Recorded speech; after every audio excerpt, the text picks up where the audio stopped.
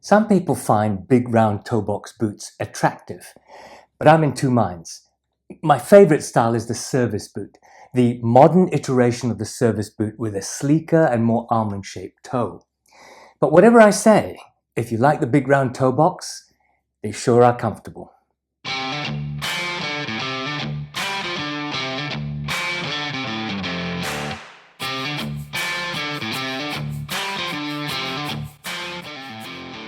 G'day, welcome back to Bootlosophy, or welcome if it's your first time. And if it is welcome, my name is Tech. I'm filming on Wajak country in Western Australia, Kalyapur Wajak Nungabuja. So I have a lot of boots. I like lots of boots, but even so, I'm maybe not a big fan of lace-to-toe boots, engineer boots, side zip boots, even harness boots. I have some of all of them, but they're just not my style. I really like the look of the modern interpretation of service boots like Thursday Captains, Grantstone Diesels, Parkhurst Allens and Richmonds, Vibergs, and of course my Grail boot is still what I think is the epitome of well-made, good-looking service boot aesthetic, the White's MP boot. However, I also like, in second place, the chunky work boot style. I like my Red Wing Iron Rangers and Blacksmiths, and even their mock-toe styles that are quite chunky. I mean, one of the first American boots I had were Timberland yellow nubuck boots. Somehow, while not the sleek shoe that I could wear on a daily basis to go to a professional office, they still have a look that is attractive. Maybe, dare I say it in today's world, a kind of purposeful male aesthetic. So for this video, while they remain in second place in my boot style list, I thought I'd look at three pairs within the mid-price range that could satisfy your desire for chunk. I'm leaving out higher priced Nicks, for example, as much as I love mine, and the bottom end Timberlands, and focusing on what you can get for around US $300 to below $500, which seems to me to give you good chunky looks along with the quality their prices provide. I've chosen the Red Wing Iron Ranger, the Parkhurst Allegany, and the Cordobes cap toe in their C100 last. I thought of including a pair of Truman boots, but on closer inspection, the old 79 last has a discernible almond toe shape and lack of chonk in the toe box. And with all the changes Truman made, those are now classed as casual boots anyway. The added characteristic of the three I've chosen in that price range is that all three are capable of being light manual labor boots and so can be seen as chunky work boots. Let's go through my selection. I've put links to the various websites below, and they are affiliate links which, if you decide to buy through them, will give me a 5 or 6% kickback to help with channel costs. I will also put links to their full reviews on my channel if you want to do your own due diligence.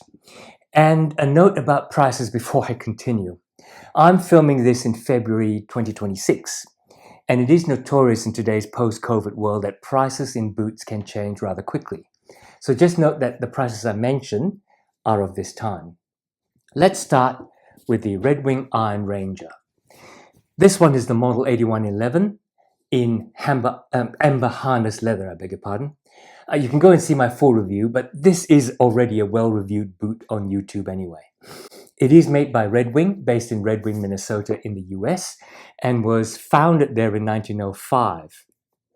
Famously, the Iron Ranger was first designed for the iron miners in the Mesabi Iron Range in North Minnesota, with a protective toe cap.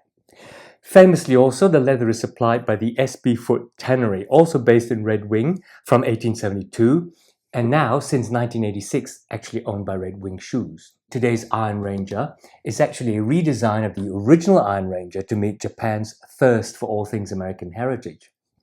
It is a 6-inch high boot with the easily recognizable swoop down the collar from back to front, toe cap, single-piece backstay, and showing stitches from the Puritan stitching machine, which stitches multiple threads in one pass. It is a work boot origin, and that can be seen in the stable flat sole and the low block heel. The shiny nickel hardware is also an iconic characteristic. It is Goodyear welted across the front 2/3 or 270-degree Goodyear welted. It has a steel shank and cork filling in the cavity of the welted front, but it does not have a midsole. The insole comes straight on top of the cork and then the rubber outsole. Later versions after 2015 used the Vibram mini lug sole, but this is an earlier one with a smooth cork nitrile flat sole. Importantly, it's known for its wide, round bump toe and is often put down by people like me who like almond toes as a clown shoe. Not me though, I would never do that. The current price is a few cents under 350 US dollars. Now let's look at the Parkhurst Allegany. I've reviewed this more recently and you can go watch that on my channel. This is currently listed at US $418 and so is in the top of the range I selected.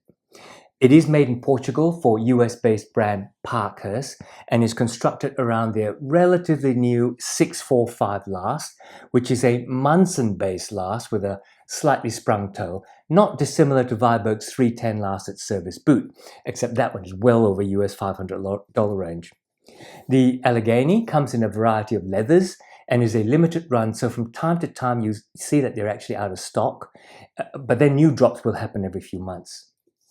This example is in Spanish veg and chrome combination tanned tumbled mahogany and has a toe cap, even though you can get them in plain toe versions. It is also a 6-inch high boot, single backstay, cleanly stitched quarter panels, and a real cap toe over the full vamp piece. The toe shape, while Munson based, is not as rounded as the Iron Ranger, but has the same sort of volume so that it looks the chunky piece. This one has a 300-degree Goodyear welted veg tan split reverse welt, which pushes up to the top of the welt against the uppers for more water resistance.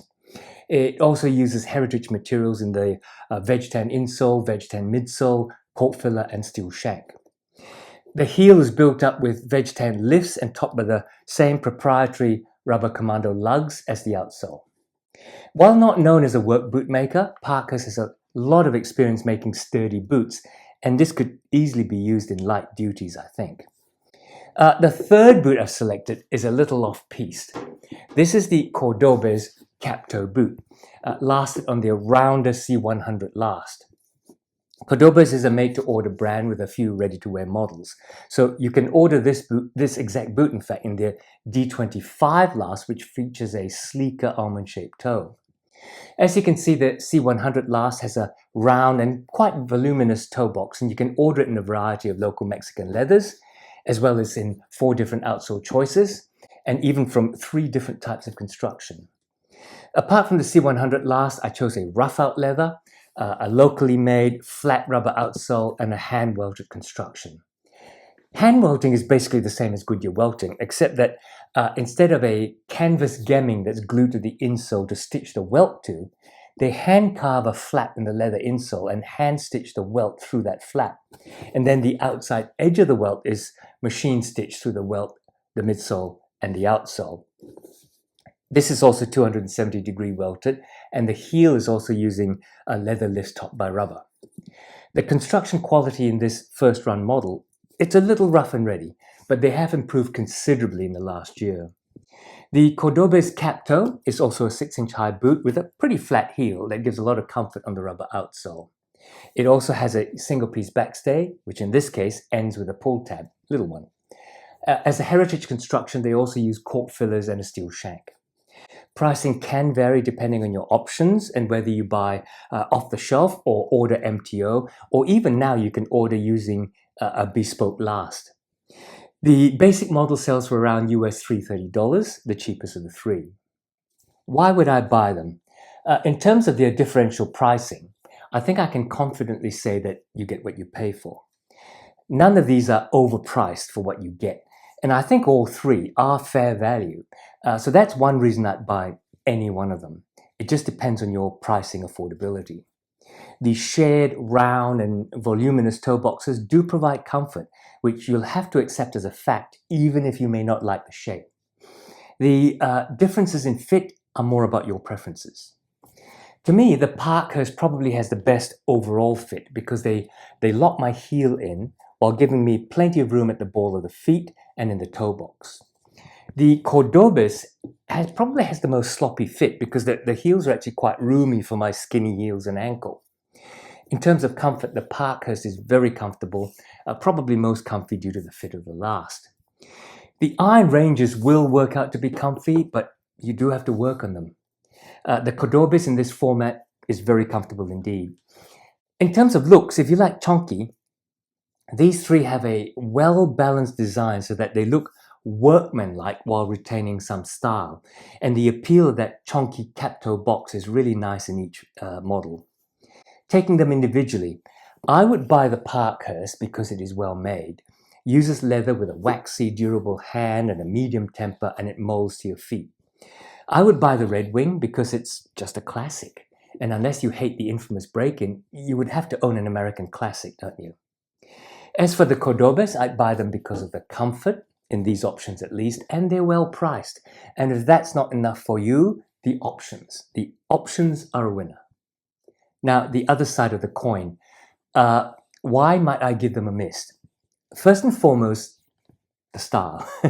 I admit, I prefer the sleeker service boot, cap-toe or plain toe. If your lifestyle and preferences are more towards that sleeker, almond-style toe box, these might jar with the clothes you wear. As well, particularly your clothing, if that is towards slim chinos or slim jeans, smart casual rather than work clothes, that would be a lot harder to style these. If you don't like chunky big round toes, I would avoid them. You can get comfortable toe boxes in some other styles as well.